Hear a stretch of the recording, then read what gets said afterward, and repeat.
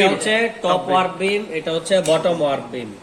Top warp beam এই যে দেখো টপ ওয়ার্ক শীট গঠন করছে, আর bottom warp beam bottom warp একটা শীট গঠন করছে, দুইটা শীট গঠন করেছে। Top warp beam top warp sheet, bottom warp beam bottom warp sheet. এখন ইন্ডিভিজুয়াল দেখো টপ ওয়ার্ক বিমের জন্য আবার আলাদা আলাদা বিম আছে, চারটা, একটা দুইটা তিনটা চারটা, ছোট ছোট আর কি।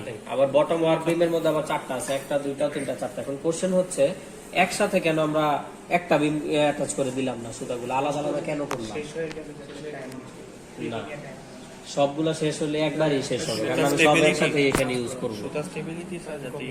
হ্যাঁ, এটা হচ্ছে কথা যে স্টেবিলিটিটা এখানে বিষয়। দেখো প্যারালাল প্যাকেজ না এগুলা বিমগুলা, প্যারালাল প্যাকেজ। আমি যদি একটা বিমের মধ্যে পেঁচাই বা ওয়াইন্ডিং করি তখন কি হবে? তখন স্ল্যাগিং করে ফেলবে। মনে করো এগুলো একটা একটা করে যে আছে সবগুলা ওভারল্যাপ হয়ে যাবে বা স্ল্যাগ হয়ে যাবে। স্ল্যাগ হয়ে যাওয়া মানে কি? মানে হচ্ছে সে টেনশনটা ধরে রাখতে পারবে না বা স্লিপেজ হওয়ার কারণে সবগুলা একটা আরেকটার উপরে নেমে যাবে। এটা কি ইয়ার্ন ইউজ করা হচ্ছে? নাইলন ইয়ার্ন ইউজ করা হচ্ছে। নাইলন বা ফিলামেন্ট ইয়ার্ন জাতীয় ইয়ার্ন ইউজ করা হয়, এজন্য স্লিপারি প্রপার্টিজ থাকে। আমরা বড় বিম প্রডিউস করতে পারি না, ছোট ছোট বিম প্রডিউস করে প্যারালাল প্যাকেজ তৈরি করতে হয়। বড় বিম প্রডিউস করবা, জাস্ট টেনশনটা একটু লুজ করবা, সব একবারে জড়ো হয়ে যাবে মাঝখানে, প্যারালাল আর থাকবে না। বুঝছো? তাহলে top warp beam top warp sheet গঠন করেছে, bottom warp beam bottom warp sheet গঠন করেছে, এবং টপ ওয়ার্ক বিম একটা ফেব্রিক কম্বের মধ্যে দিয়ে যাচ্ছে। দেখো এগুলো হচ্ছে ফেব্রিক কম বা শুধু কম্ব বলতে পারো, এগুলো হচ্ছে কম্বের মধ্যে দিয়ে যাবে, কাইন্ড অফ রিডের মতো। দেখো, এবং একটা ওয়্যার আছে, ইয়ার্নগুলো ইনসার্ট করে উপর দিয়ে এই ওয়্যারটা ইনসার্ট করে দেওয়া হয় যাতে বের হয়ে না আসে, সিকিউর করে দেয় ইয়ার্নগুলো। এটা কিসের মতো? এটা হচ্ছে আমরা ওই যে বিভেডের মধ্যে ফেব্রিক টেকআপের জন্য টেকআপ কম ইউজ করছি, তারপর একটা ইয়ার্ন ঢুকাই দিছি না, মানে এই ওয়্যার ঢুকাই দিছি, এটা হচ্ছে ওইরকম। কোনটা? এটা নাম ওয়্যার, অন্য কোনো নাম নাই, শুধু ওয়্যারের সাথে ঘর্ষণ হবে না। ওয়্যারের সাথে ঘর্ষণ হবে না? ওয়্যারের সাথে ঘর্ষণ কেন হবে? এটা তার উপরের দিক দিয়ে দেওয়া থাকে না, নিচ দিয়ে দেয়। এই যে দেখো নিচ দিয়ে দিছে, যেগুলো ছিঁড়ে গেছে ওইগুলা পরে আবার উপর দিয়ে দিয়ে দিছে, বুঝছো? আচ্ছা, তাহলে আবার ওয়্যার টান দিয়ে পুরাটা খুলে আবার ভিতরে ইনসার্ট করে টাইম কনজিউমিং কাজের জন্য ওনারা কোন রকম দিয়ে গেছে, কারণ এটা তো আমরা কন্টিনিউয়াস প্রোডাকশন করি না, বুঝছো? এইটুকুতে কারো কোনো কোশ্চেন আছে? এইটুকুতে কোশ্চেন আছে, আমরা ফ্রন্ট সাইডে যাব, বাকি অংশ আমাদের। আচ্ছা দেখো, তারপরে এটা দেখো টেনশন রেল, এই একটা টেনশন রেল, এই ভিতরের দিকে দেখো আরেকটা টেনশন রেল। ওই উপরের যে টপ ওয়ার্ক বিম থেকে যে সুতাটা আসছে ওইটা টপ কম দিয়ে এসে কোথায় গেছে?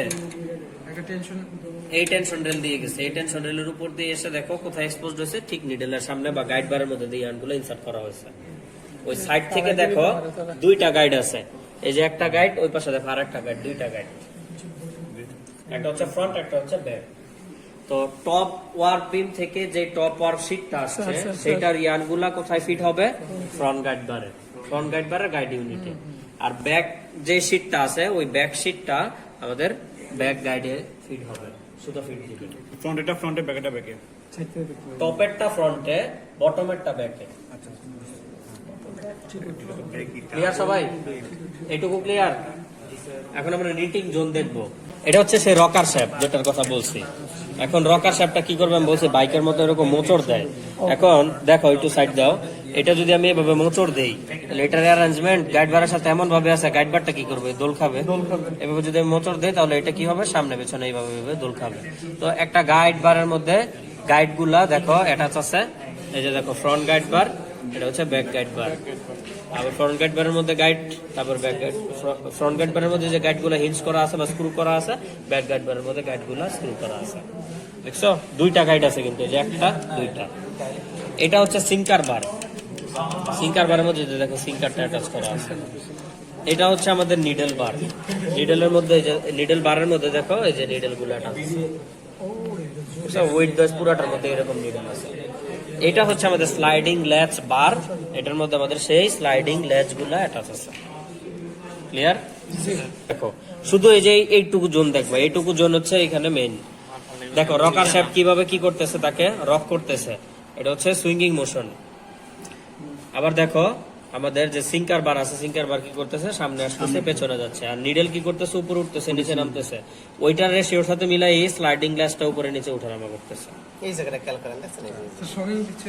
সুইঙ্গিংটা দেখছো? সুইঙ্গিং তো এখন শগিং বোঝার জন্য এই দুইটার মধ্যে গ্যাপ দেখো। এই যে দেখো হালকা একটু হচ্ছে, দেখছো? এই যে দেখো স্লাইড মুভমেন্ট আছে, স্লাইড সুতরাং মুভমেন্ট। এইভাবে মানে খেয়াল করেন না। তাহলে এখানে কোনো মুভমেন্ট হইতেছে না নাকি হইতেছে? এটা দেখো এই দুইটার মধ্যে গ্যাপ দেখো, এই দুইটার মধ্যে গ্যাপ দেখো। ছোট আস্তে করে জোরে দিবেন। না অনেক বেশি স্পিডেই চলে, দেখানো হবে, সমস্যা নেই। স্লো মোশনে ছাড়া হয়েছে। ক্লিয়ার?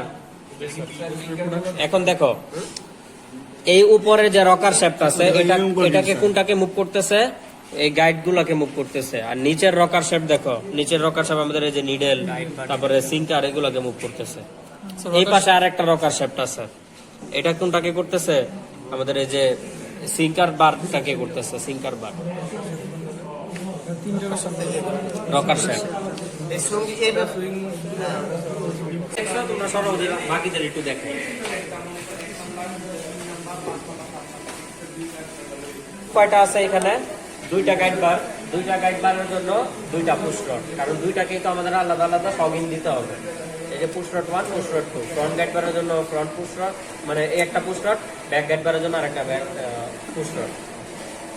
দেখো দুইটা স্প্রিং আছে, এগুলোর নাম হচ্ছে রিটার্ন স্প্রিং। রিটার্ন স্প্রিং এর কাজ কি? আন্ডারল্যাপ না, মানে হচ্ছে রিটার্ন শকটা সে করে দিবে। ও তো দিবে হচ্ছে পজিটিভ শক, ও দিবে হচ্ছে নেগেটিভ শক। মানে পজিটিভ শক হচ্ছে লেফট থেকে রাইটে নেওয়া, আর নেগেটিভ শক হচ্ছে তাকে আবার ব্যাক করে নিয়ে আসা। এখন এটা হচ্ছে প্যাটার্ন ড্রাম। প্যাটার্ন ড্রামের সার্কামফারেন্স আমি বলছিলাম দুইটা স্লট আছে। এটা হচ্ছে একটা স্লট, এই আর একটা স্লট। এই স্লটের মধ্যে আমরা ফ্রন্ট গাইড বারের যে চেইন অ্যারেঞ্জমেন্ট দরকার আমার, সেটা আমি বসাইছি। ব্যাক গাইড বারের মধ্যে ব্যাক গাইড বারের যে চেইন অ্যারেঞ্জমেন্ট দরকার, সেটার এগেইনস্টে আমি সেই চেইন লিঙ্কগুলো বসাইছি।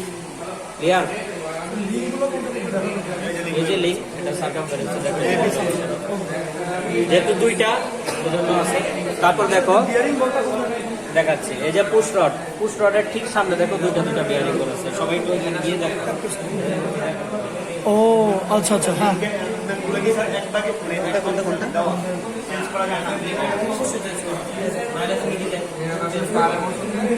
এখানে চেঞ্জ করে দিতে হবে।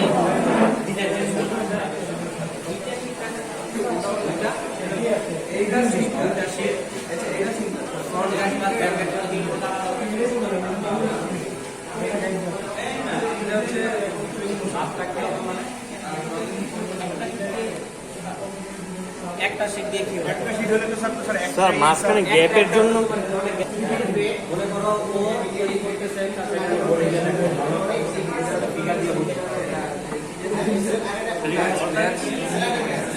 গাইড বারগুলো দেখো অল্টারনেটলি যে কাজ করতেছে, এটা দেখার একটা প্রুফ দেখাই। ও যখন রাইটে যাচ্ছে, ও তখন লেফটে যাচ্ছে। দুইটা পুশরড কিন্তু একই সাথে বামে ডানে মুভ করতেছে না, অল্টারনেটলি মুভ করতেছে। দেখতে ওইরকম লাগে। ও যখন ডানে যায়, ও তখন বামে থাকে।